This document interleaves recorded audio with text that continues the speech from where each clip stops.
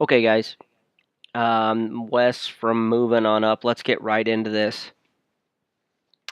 I'm going to go into the last war here just briefly again, discuss good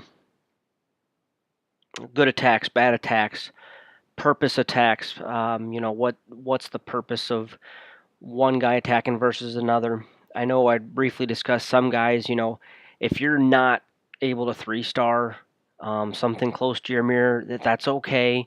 But what we're going to look at is where that guy should go. And I may not have talked about that a lot in the last video, but Supercell guys is doing actually a really good job. I know there's a lot of complaints on the forums and stuff, and I kind of suspect that those are clans that are just bad clans, saying that there's a lot of mismatching.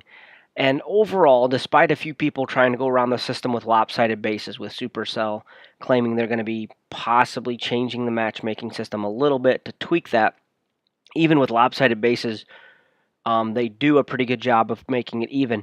If a clan is a good attacking clan, which moving on up is a good attacking clan, typically it's that clan is in every war. So if we're fighting another clan that is a good attacking clan, it's going to be a close war. It's going to be 1 or 2 stars. So how do we change these 1, 2-star losses into victories? And on this one, if you guys notice, look at the percentage. We won on percentage. We just need to change a couple things. And I think if we're all helping each other, obviously if you're winning, you're making more loot. And I'm going to go to right here. Just Kurt and Kane. Nos, we weren't able to get those attacks out. It was what it was. Kurt didn't make his second attack because the war was over. But in this spot here, going across the board, first attack on that, he got 64%. I would say that's probably still a good attack. A good attack on a first time is going to give us more than 50%. If you look at a base and you're not going to get more than 50% so that we can see the Teslas, because at 50%, all those Teslas pop up, then you shouldn't be attacking that base. Right here, Hurricane hit 8 and 9. First attack was 9, that's fine, but that second attack, we had open stars on 13, 12 at the time, 11, 10, 9, and going after 9 was not the right move, despite 8. Even though 8 was open, we were planning on Nos, Grant, maybe Kurt, someone else hitting that base. So the second attack on 8 was not a wise attack. It should have still been used somewhere in the 12, 13 range, a lower Town Hall 9 to give us a possible 3-star. Because likely, on a first attack, Grant or Nos, had he been there, would get a chance for even 3 stars on a first attack. So you see where I'm coming from, where Kane's, that's a 4-star gain instead of maybe a 3-star gain where Kane hits it for 2 and then somebody else hits it for 1. So those stars add up. AP's attacks in this case were fine, and Saul's attacks in this case were fine.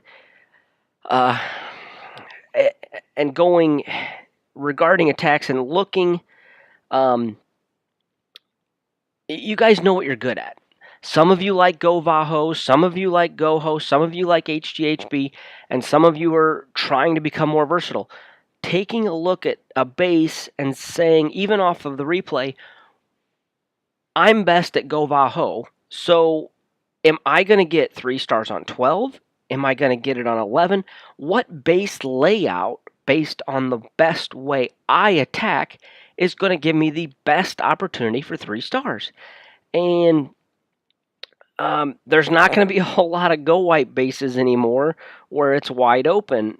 So a few of you that are doing that, you need to, I'm going backwards here, but take all of those things into consideration. We can't just say, well, I do Go Vaho and I'm up for 12, so that's what I'm going to do. If 11 has a much greater chance to get that based on the way you attack, then that's what you should be hitting. And so if we're being honest with ourselves, if we are knowing our own ability and truthful with it, if we know our attack and um, how it will coincide with the base we're attacking, we're going to get better results as a whole. And so see your base, see uh, what's coming up, and where bombs might be placed. I mean, I think too many guys are just splash and dash. They're just throwing crud down and not thinking about what they have in their bag of tricks to get something done. And I still don't think but about 5 people in this clan truly understand funneling. If you guys are watching this and you haven't seen, and I'm going to do more of it in the upcoming videos, is funneling, go watch funneling. Forcing your troops to go where you want them to go. I see way too many guys going in there saying, yeah, I know what funneling is, and you guys are doing something that has nothing to do with funneling, or it's not funneling at all.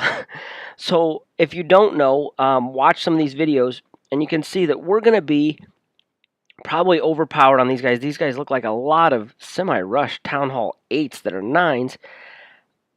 So when we're looking at these guys, 1, 2, 3, that's Steve and I. And right there, Conda on this board, Hero's going to be virtually the same, but he's going to be a Town Hall 8 fighting a Town Hall 9. He's going to have 20 extra troops, and he's going to have an extra spell. He should be able to 3-star this. No problem. And then we're going down to even lower heroes. So even with some testing or going into 6, 7, 8, AP, Natty, Saul, no reason you guys 2 times around shouldn't be able to work with these bases and get some stuff done. And Town Hall 8 is probably still the easiest one to go mirror and 3-star. If you got a good go wipe attack or a good air attack, it typically can be pulled off. So unless these guys are amazing on attacks, we should be able to take them. But keep in mind, they got the same advantage too. They're 1, 2, and 3 can go 1 through 6, and if their number 4 is a good attacker and can get 7 and 8, you could have a percentage chance to win this war.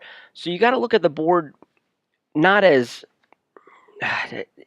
any war is winnable, I guess is what I'm saying. If people use their attacks wisely on both sides of the boards, a lot can be done. And it's not, it always comes down to just a little bit, and that's why I say I think Supercell is doing a pretty good job with matchmaking.